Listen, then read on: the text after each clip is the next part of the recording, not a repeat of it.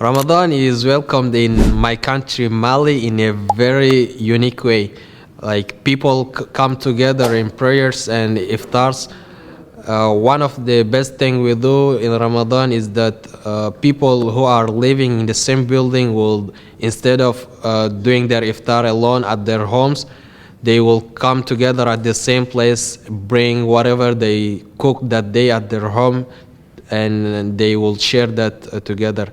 And thus, everyone is able to try different foods at the same time. Kazakistan'da Ramazan çok coşkuyla karşılanır. Ayrıca camiler dolup taşar. İnsanların hepsi camide namaz kılmaya, teravih namazlarına gelmeye başlar.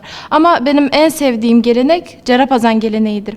Bu gelenekte insanlar farklı farklı şiirler, ilahileri insanların evlerine gelip söylüyorlar.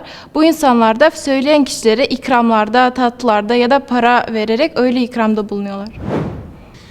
Mısır'da Ramazan çok coşkulu bir şekilde karşılanıyor gerçekten. Daha Ramazan başlamadan bir ay öncesinde sokaklar fanus dediğimiz fenerlerle süsleniyor. İnsanlar iftarı büyük sofralarda paylaşıyor beraber ve herkes birbirine çok daha yardımsever oluyor. Bizde Ramazan ayı çok değerlidir.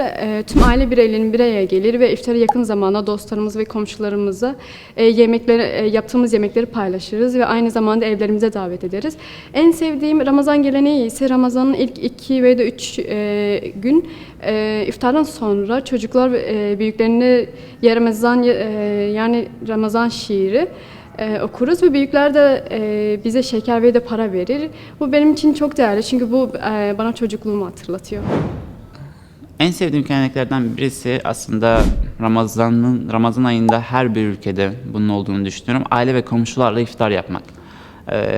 Ayrıca bizde camilerde de iftarlar oluyor ve bu sofra herkese açık oluyor.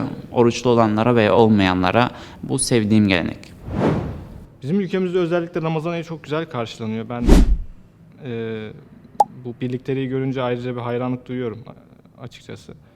Her yerden insanın, farklı görüşlerden, sadece kültürlerden de farklı görüşlere, ideallere sahip insanların da aynı sofrada aynı yemeği paylaşması çok hoş bir görüntü. Kandiller var. Bunlar hoşuma gidiyor. Başka farklı ülkelerde görüyorum ama zannediyorum ki bizim yani geleneksel olarak bize ait olan bir şey diye zannediyorum. Belki yanlış biliyorumdur. Bu benim biraz hoşuma gidiyor. Onun haricinde Ramazan davulcusu vardı. Aslında davul sesini çok sevmem ama özellikle Ramazan ayında öyle sahurda olması ne bileyim güzel oluyordu. Farklı bir hissiyatı vardı. Ama bu aralar artık alarmın çıkmasıyla da bu iş birazcık daha... Ama devam ediyor. Ama devam ediyor.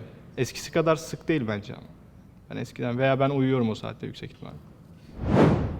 Ouais, je pense qu'au Bénin, le Ramadan est un moment de grande ferveur religieuse. Les mosquées sont pleines. Bon, pas toutes les mosquées, mais bon, la majorité. Et les gens partagent leur repas avec les voisins. L'entraide est très présente, plus précisément. Là, je dirais il y a des organisations qui essaient d'aider les gens diminués. Et je pense que ça, c'est très, très important. On fait souvent des iftars collectifs, en famille, que ce soit en famille, que ce soit dans les mosquées aussi. Et ça renforce vraiment les liens qui nous lient vraiment entre Béninois.